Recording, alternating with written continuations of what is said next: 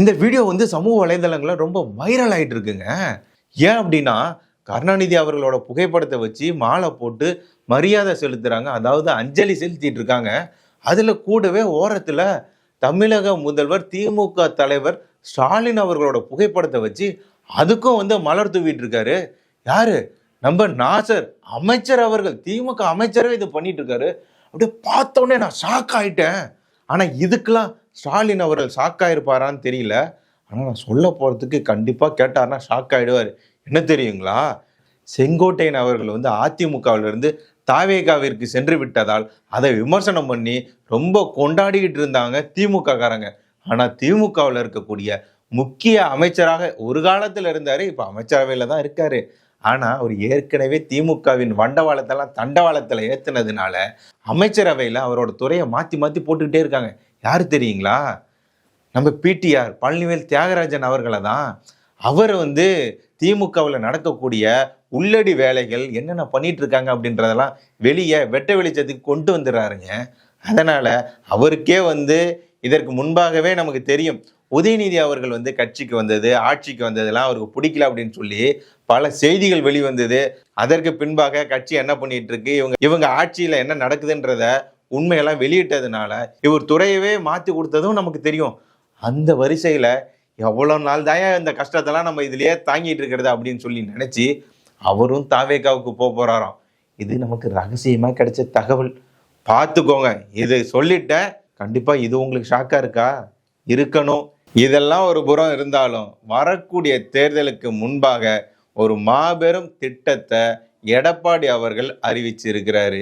இந்த திமுக ஆட்சி வந்த பிறகு எல்லாமே பல மடங்கு விலை உயர்வு ஆன பிறகும் இதை நாங்க செஞ்சு தரோம் அப்படின்னு சொல்லி கஷ்டப்படுற மக்களுக்கு நாங்க செய்யாம வேற யார் செய்வா அப்படின்ற மாதிரி அவர் அறிவிச்சிருக்கிறாரு. அதை கொஞ்சம் பாருங்களேன்.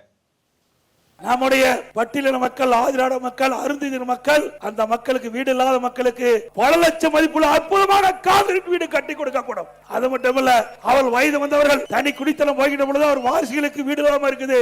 அப்படிப்பட்டவர்களுக்கு அரசாங்கம் நிலத்தை வாங்கி அந்த அருந்தினர் மக்களுக்கும் ஆதிராட மக்களுக்கும் அவர்களுக்கும் தனித்தனி வீடு பல லட்சம் மதிப்பிலே கட்டி கொடுக்கப்படும். இதை சொன்னது மட்டும் இல்லாம ஈரோட்டிற்கு அதிமுக என்னென்ன செஞ்சது அப்படின்றத பெரிய சாதனைகளை பட்டியல் போட்டு சொல்லிட்டு இருக்காரு. இதையும் பாருங்க.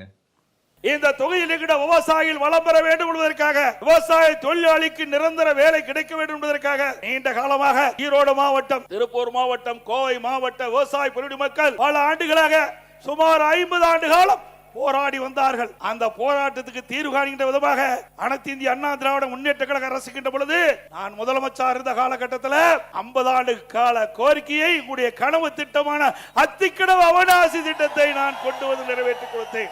இந்த கோபி சட்டமன்ற தொகுதியில் மட்டும் இந்த திட்டத்தின் மூலமாக 30% பயன்பெறுகின்றார்கள் விவசாயிகள், விவசாய தொழிலாளிகள். அற்புதமான திட்டம். சுமார் 1652 கோடி முழுக்க முழுக்க மாநில நிதியில் இருந்து இந்த திட்டத்தை செயல்படுவதற்கு அறிவிக்கப்பட்டு யாருடைய உதவியும் நான் கேட்கவில்லை. இப்பொழுது ஸ்டாலினை போல மத்திய அரசில் இருந்து நிதி கொடுத்தால் தான் திட்டத்தை நிறைவேற்றுவேன் என்று நான் பார்க்கவில்லை.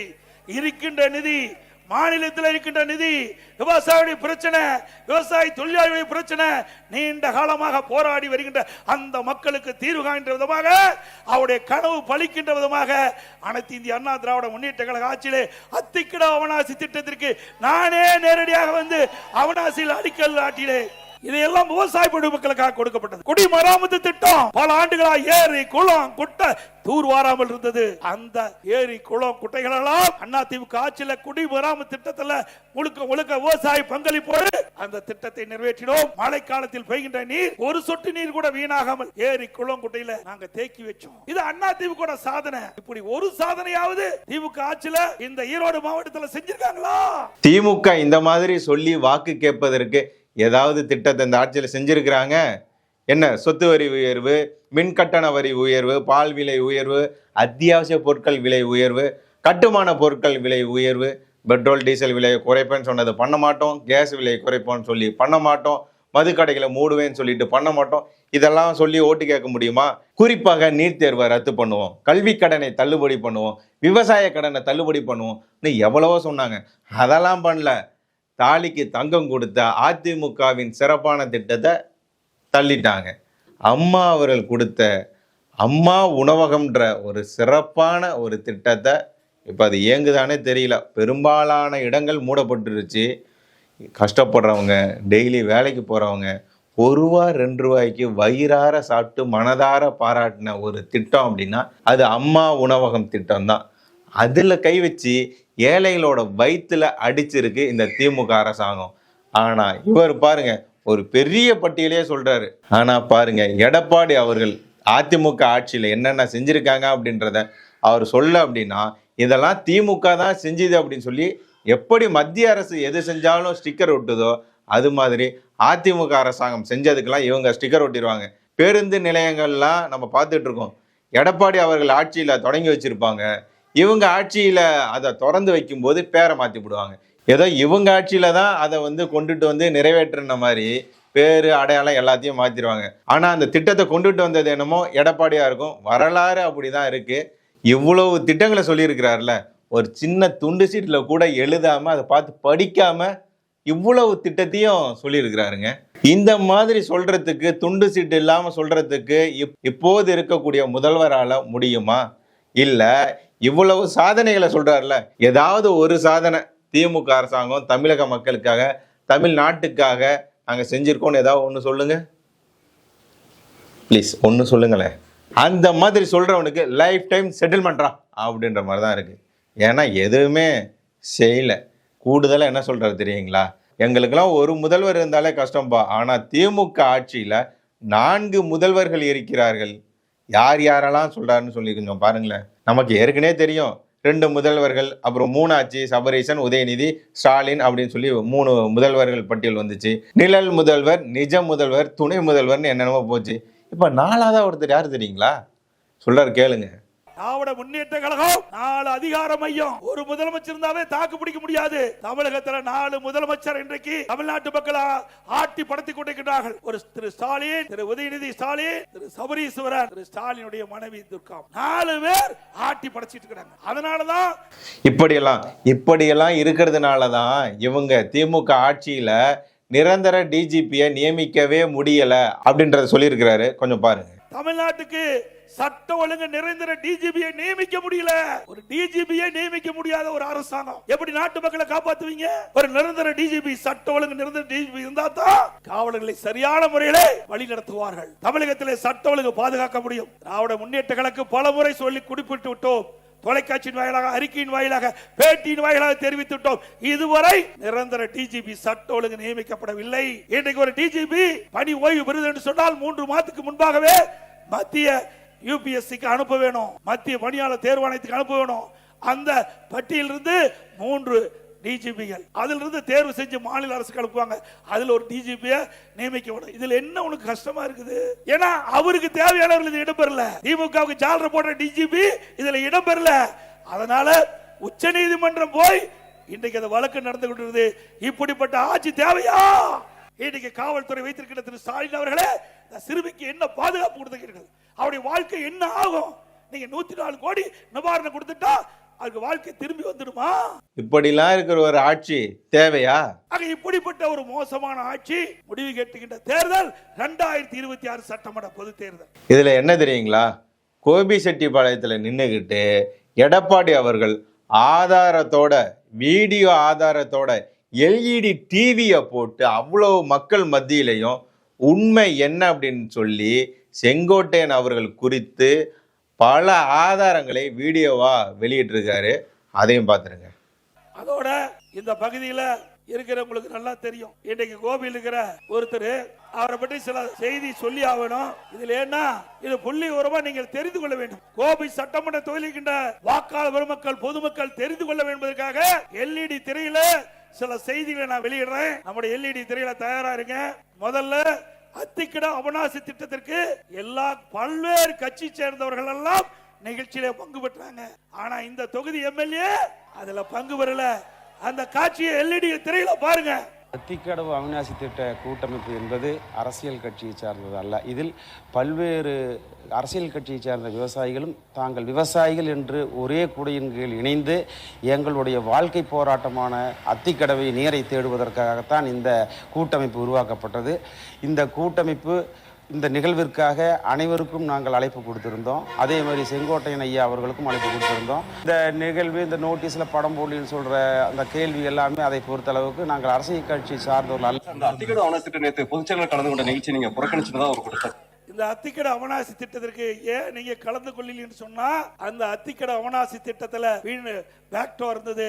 அதுல தலைவர் படமும் அம்மா படம் இல்ல, அதனால வள்ளினாங்க. ஆனா இப்ப யார் படத்தை வச்சுக்கிட்டு போய் கட்சியில மாற்று கட்சியில சேர்ந்தீங்க? உங்களுக்கு அடையாளம் கொடுத்தது அண்ணா திமுக, உங்களுக்கு பதவி கொடுத்தது அண்ணா திமுக. இதே கோபிச்செட்டிப்பாளையத்துல பள்ளி நிகழ்ச்சி, அந்த அரசு பள்ளி நிகழ்ச்சியில அம்மா படமும் இல்ல, தலைவர் படம் இல்ல, அதுல விலையில்லா சைக்கிள் கொடுக்கின்ற காட்சி திரையாளர்களை அந்த எல்இடி திரையில பாருங்க. திரு கருணாநிதி படம், திரு ஸ்டாலின் படம் தான் இருக்குது. அப்பவே பிடிஎம் வேலையை ஆரம்பிச்சுட்டார். இது பாருங்க, இது சைக்கிள் கொடுக்கிற அந்த குழந்தைகள் அமர்ந்திருக்கின்ற காட்சி. திரு ஸ்டாலின் படம் தான் இருக்குது. அம்மா படமும் தலைவர் படமும் எங்கே இருக்கின்றது? திரு பார்த்தீங்கல்ல.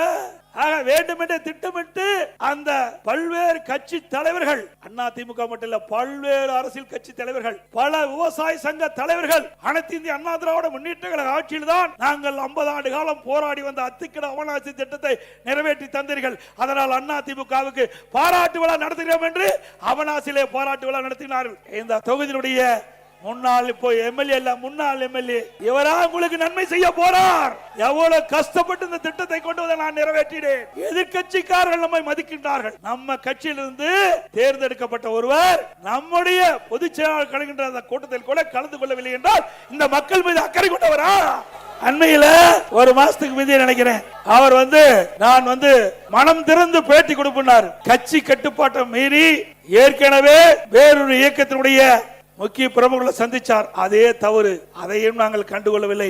அத்திக்கடை அவனாசி திட்டத்திலே பங்கு பெறவில்லை, அதையும் நாங்கள் கண்டுகொள்ளாமல் தான் இருந்தோம். அவருக்கும் உண்டான மரியாதையை நாங்கள் கொடுத்தோம். ஆனால் அவர் திருந்தவாடி அல்ல. அதற்கு மாறாக நான் மனம் திறந்து பேசுகிறேன் என்று சொல்லி இங்கே கோபிச்செட்டிப்பாளையத்திலே ஒரு பேட்டி கொடுக்கிறார். அந்த பேட்டியிலே அவர் சொன்ன செய்தி அங்க எல்இடி திரைக்காட்சியில பாருங்க. 10 நாள் என்னுடைய கருத்தை பிரதிபலித்திருக்கிறேன். இதற்கு ஒரு காலக்கெடு வைத்திருக்கிறேன். ஆக கெடு விதித்திருக்கிறார். 10 நாள்ல எடப்பாடி பழனிசாமி இந்த இணைப்பை முன்னிறுத்தல் என்றால் நானே முன்னிருந்து நிறுத்துவேன் என்று தலைமைக்கு எச்சரிக்கை கொடுக்கின்றார். அப்படிப்பட்டவரை நாங்கள் எப்படி இயக்கத்திலே தொடர முடியும்? அப்படிப்பட்டவரை எப்படி இயக்கத்திலே தொடர்வதற்கு தலைமை அனுமதிக்கும் என்பதை எண்ணிப்பார்கள். மூத்த தலைமை கழக நிர்வாகிகளோடு கலந்து ஆலோசித்து தலைமைக்கு எதிராக பொது வெளியிலே பேட்டி கொடுத்ததுனால அவர் பதவியை விடுவித்தோம். அப்பொழுதாவது திருந்துவார் என்று பார்த்தோம். அப்பொழுதும் திருந்தவாடி அல்ல. மரியாதைக்குரிய தேசிய தலைவராக விளங்கிய பசுமன் ஐயா முத்துராமலிங்க தேவர் நினைவிடத்திற்கு போனாங்க. அங்க போகும்போது அனைத்து இந்திய அண்ணா திராவிட முன்னேற்ற கழக அடிப்படை உறுப்பிலிருந்து நீக்கப்பட்டவரோடு எந்த தொடர்பு வைத்துக் கொள்ளக்கூடாது என்று பொதுக்குழுவில் நிறைவேற்றப்பட்டு தீர்மானிக்கப்பட்டிருக்கிறது. அப்படி பொதுக்குழுவால் அடிப்படை உறுப்பிலிருந்து நீக்கப்பட்டவர்கள், அவரோடு எந்த உறுப்பினரும் எந்த கட்சி நிர்வாகிகளும் தொண்டரும் அவரோடு தொடர்பு வைத்துக் கொள்ளக்கூடாது என்று பொதுக்குழு தீர்மானம் நிறைவேற்றப்பட்டிருக்கிறது. அப்படி இருக்கின்ற பொழுது பொதுக்குழு தீர்மானத்திற்கு எதிராக அவர் நீக்கப்பட்டவரோடு அந்த நினைவிடத்துக்கு செல்கிறார். பிறகு வேறு என்ன செய்ய முடியும்? தலைமை கழக மூத்த நிர்வாகிகள் அழைத்து பேசி அவர் இனி இந்த இயக்கத்தில் தொடர்வதற்கு லாயக்கற்றவர். அதனால அவர் அடிப்படை உறுப்பினர் நீக்கி இருக்கிறோம். ஏதோ எடுத்தோம் கவைத்தோம் அல்ல. ஆனால் அவர் வேண்டுமென்றே திட்டமிட்டு கிட்டத்தட்ட 2-3 ஆண்டு காலமாக இயக்கத்துக்குள் இருந்து இயக்கத்திற்கு எதிராக செயல்பட்டவர், இயக்கத்துக்கு துரோகம் விளைவித்தவர். அதனாலதான் அவர் இன்றைக்கு அந்த அதிமுக நீக்கப்பட்டிருக்கின்றார். அது மட்டுமல்ல, இன்னொரு செய்தி, இந்த நீக்கப்பட்டவர் திரு வைத்தியலிங்கம், திரு ஓபிஎஸ் எங்க கோபிச்செட்டிப்பாளையத்தில் அவர் ஒரு கூட்டத்தை போடுறாங்க. அந்த கூட்டத்தில் திரு வைத்தியலிங்கம் அவர்கள் பேசுறார். அந்த காட்சியும் இந்த எல்இடி திரையரங்குல பாருங்க. சீனியர்கள் நான்லாம் மதிக்கக்கூடிய இப்படி தப்பித்தனமாக நடந்து கொண்டாரே, ஒரு தகுதியே இல்லாமல் உங்களை ஏமாற்றி கோபிச்செட்டிப்பாளையத்திலே வெற்றி பெற்றுக் கொண்டு வந்தார். இப்படி அவர்களே பேசிட்டாங்க. யாரு இவர்? ஒவ்வொரு முறையும் சட்டமன்றத்தில் இவர்களை எல்லாம் அழைத்து அங்க இருக்கின்ற கேண்டீனுக்கு அழைச்சிட்டு போய் இந்த ஆட்சியை ஏதாவது தொந்தரவு கொடுக்க வேண்டும் என்று திட்டமிட்டு அவர்களை விஷமத்தனமாக அவர்களை வெளியேற்றிட்டு இவர் இருந்தார். இப்பொழுது என்னாச்சு? என்னைக்கு நல்லது செஞ்சா நல்லது நடக்கும், கெட்டது செஞ்சா ஆக இந்த இயக்கத்திற்கு யார் துரோகம் செய்கிறார்களோ அவரெல்லாம் ஆண்டவன் பார்த்துக் கொள்வான். அனைத்து இந்திய அண்ணா திராவிட முன்னேற்ற கழகத்தை பொறுத்த வரைக்கும் உங்களில் ஒருவனாக இங்கே இருந்து பேசிக் கொண்டிருக்கின்றேன். நான் இன்றைக்கும் தொண்டன். இங்கே இருக்கின்ற ஆயிரக்கணக்கான பேர்ல நானும் ஒருவன். இவரை போல சுயநலவாதி நான் அல்ல.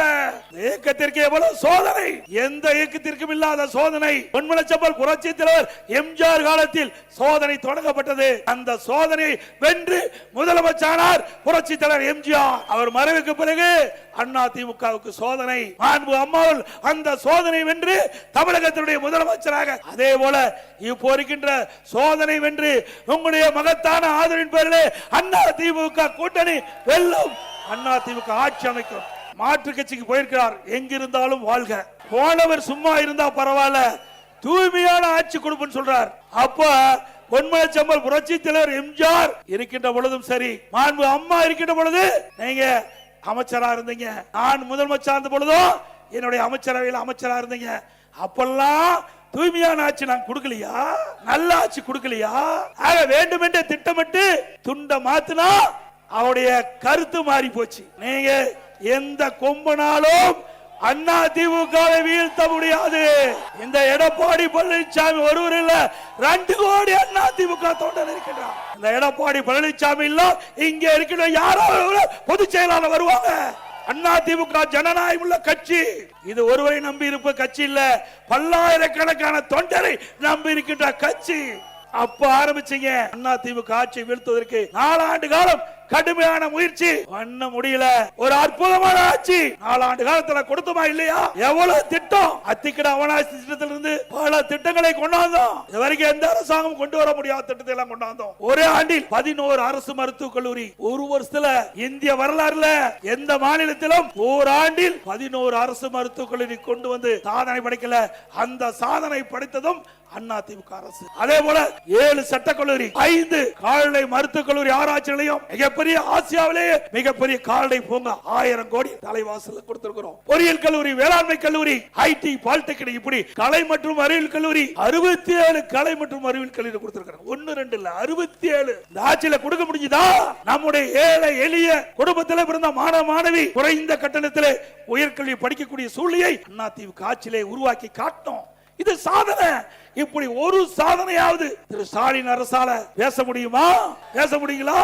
இத்தனையும் செய்துதான் உங்களை வாழ்ந்து நாங்கள் சந்திக்கிறோம். அது மட்டுமல்ல, அரசு பள்ளியை படிக்கின்ற மாணவர்கள் சுமார் தமிழகத்தில் 41% பேர் அரசு பள்ளியை படிக்கின்றார்கள். அந்த மாணவர்கள் பெரும்பாலும் நடுத்தர குடும்பம், ஏழை குடும்பத்தை சேர்ந்தவர்கள், விவசாயிகள், விவசாய தொழிலாளி, கூலி தொழிலாளி, இப்படிப்பட்ட குடும்பத்திலே பிறந்த மாணவ மாணவி தான் அரசு பள்ளியை படிக்கின்றார்கள். அந்த மாணவருடைய கனவு அவர்கள் மருத்துவ கல்வி கிடைக்க வேண்டும், அவர்களும் எம்பிபிஎஸ் டாக்டர் ஆக வேண்டும். அதையும் நிறைவேற்றுவதற்காக அம்மாவுடைய அரசு 7.5% உள்ளிடஒதுக்கீடை கொண்டு வந்து சட்டம் இயற்றப்பட்டு அமுல்படுத்தப்பட்டு இந்த திட்டத்தின் மூலமாக சுமார் 3000 பேர் அரசு பள்ளியிலே படித்த மாணவ செல்வங்கள் இன்றைக்கு மருத்துவ கல்வி கிடைக்கக்கூடிய சூழ்நிலை நாங்கள் உருவாக்கி தந்தோம். அது மட்டுமல்ல, இந்த அரசு பள்ளியை படிக்கின்ற மாணவர்கள் பெரும்பாலும் ஏழை குடும்பத்தை சேர்ந்தவர்கள், மருத்துவ கல்வி கட்டண முடியாது. இந்த இடஒதுக்கீட்டிலே அவர்கள் தேர்வு செய்யப்பட்டாலும் அவர்கள் அந்த மருத்துவ கல்வி பயில முடியாத சூழ்நிலை. அது எங்களுக்கு தெரிந்தவுடன் அனைத்து இந்திய அண்ணா திராவிட முன்னேற்ற கழக அரசு இந்த திட்டத்தின் மூலமாக தேர்வு செய்யப்பட்டவர்களுக்கு முழு மருத்துவ கல்வி கட்டணம் செலுத்தும். அதையும் நிறைவேற்றி கொடுத்தோம். இதெல்லாம் அண்ணா திமுக ஆட்சியுடைய சாதனை. பாத்தீங்களா செங்கோட்டையன் அவர்களோட செயல்பாடுகளை? பாத்தீங்களா? இவர் எடப்பாடி அவர்களாவது இந்த அளவுக்கு விட்டு கொடுத்திருக்கிறாரு. ஆனா ஜெயலலிதா அவர்கள், அம்மா அவர்கள் இருந்திருந்தா இவரோட நிலைமைய கொஞ்சம் நினைச்சு பாருங்க. செந்தில் பாலாஜின்னு ஒருத்தர் இருக்காரு, அவர் செஞ்ச சாதனைகள்லாம் எவ்வளவு செஞ்சிருக்கிறாரு. அந்த சாதனையை கொஞ்சம் ஆதாரத்தோட சொல்லுங்களேன் அப்படின்னு கேக்குறீங்களா? அதையும் பட்டியல் போட்டாரு, கொஞ்சம் பாருங்க. அதே போல டாஸ்மாக் உங்களுக்கு நல்லா தெரியும். டாஸ்மாக்ல 10 ரூபா யாரு நல்லா தெரிஞ்சு வச்சிருக்கீங்க. செந்தில் பாலாஜி. நம்ம ஆளு கடைக்கு போகாதீங்க. திமுக அதிகமாக கடைக்கு போகிறாங்க. அவன் மனம் தான் மேல போயிட்டு இருக்குது. ஒரு பாட்டிலுக்கு 10 ரூபா அவர்கள் கூடுதலா அந்த டாஸ்மாக் கடையில வாங்கினாங்க. ஒரு நாளைக்கு 1.5 கோடி பாட்டில் விக்குது டாஸ்மாக் கடையில.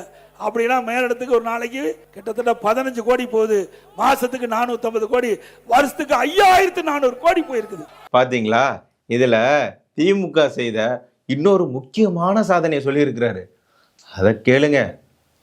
நீங்க பாத்தீங்கன்னா பணத்தை திருடுவாங்க, நகையை திருடுவாங்க. ஆனா திமுக ஆட்சியில கிட்னி திருடுறாங்க. எங்கேயாச்சும் உலகத்துல இப்படி நடக்குதுலாம்? தமிழ்நாட்டில் தான் நடக்குது. அது திமுக எம்எல்ஏ மருத்துவமனை. அங்க இப்படிப்பட்ட ஒரு கொடுமையான சம்பவம் நடந்திருக்குது. இதுவும் முழுமையான விசாரணை இல்ல. அண்ணா திமுக ஆட்சி வந்த பிறகு இதையெல்லாம் விசாரித்து உரிய நடவடிக்கை எடுக்கப்படும். அதே போல எஸ்ஐஆர் வாக்காளர் சிறப்பு தீவிர திருத்த பட்டியல், அந்த பட்டியல இன்றைக்கு அந்த பணி நடந்துகிட்டு இருக்குது. வருகின்ற கழக நிர்வாகிகள் பொதுமக்கள் இந்த எஸ்ஐஆர் பணியில முழுமையாக கலந்து கொண்டு உங்களுடைய பெயரை வாக்காளர் பட்டியலில் இடம்பெறுவதற்கு அந்த விண்ணப்ப படிவத்தை முழுமையாக பூர்த்தி செய்து சம்பந்தப்பட்ட அலுவலருக்கு ஒப்படைக்க வேண்டும் என்று அன்போடு இந்த நேரத்தில் கேட்டுக்கிறேன். இதுல எடப்பாடி அவர்கள் எப்படி இந்த கட்சிக்கு தலைவர் ஆனார் தெரியுமா? எப்படி முதல்வர் ஆனார் தெரியுமா? இப்படி எல்லாம் திமுகவினர் கேள்வி கேட்கிறாங்களே, இதை கேள்வி கேட்க உங்களுக்கு ஏதாவது துளியும் அருகதை இருக்கா? இவர் எப்படி வந்தார் அப்படின்றதை விட நீங்க திமுக தலைவரா எப்படியாவது ஆக முடியுமா? அவங்க குடும்பத்திலிருந்து ஒருத்தர் தானே வர முடியும். இதுல குறிப்பா தமிழ்நாட்டை தமிழர் தான் ஆள வேண்டும் அப்படின்ற ஒரு காரணத்திற்காகவே இவரை நாங்கள் ஆதரிக்கலாம். உங்களை எப்படி நாங்கள் ஆதரிக்கிறது? உங்க அமைச்சரவையில் எத்தனை அமைச்சர் தமிழ் பேசக்கூடிய, தமிழ்நாட்டை தாய்நாடா கொண்ட, பூர்வீகமாக கொண்ட அமைச்சர்கள் இருக்காங்க? சொல்லுங்க. தமிழ் புத்தாண்டுக்காவது சித்திரை 1க்கு தமிழ் புத்தாண்டு வாழ்த்து சொன்னது உண்டா நீங்க? இவ்வளவு ஏங்க? சமீபத்துல செம்மொழி பூங்கான்னு ஒன்று கோயம்புத்தூர்ல தொடங்கி வச்சுட்டு தமிழ் தாய் வாழ்த்தையே பாடாம புறக்கணிச்சுட்டு வந்திருக்கிற இந்த திராவிட முதல்வர், திராவிட மாடல் ஆட்சியின் முதல்வர், இவ்வளவுதான் இவங்களோட லட்சணம். இவங்க போய் ஒரு தமிழரை, எடப்பாடி அவர்களை விமர்சனம் பண்ணலாமா? குறிப்பா துண்டு சிட்டே இல்லாம இந்த அளவுக்கு சாதனைகளையும் திமுக செய்த சோதனைகளையும் கிளின்னு கிழிச்சு தொங்கிட்டு இருக்காரு. இவரு கூட மேடையில திமுக தலைவருக்கு ஒரு சவால்ங்க, தமிழக மக்கள் சார்பாக ஒரு சவால். எடப்பாடி அவர்களுடன் நேருக்கு நேர் விவாதம் செய்ய தமிழக முதல்வர் தயாரா? விவாதம் செய்ய முடியுமா அப்படின்னு தமிழக மக்கள் ஒரு சவால் விட்டா அவர் அதை சந்திப்பாரா?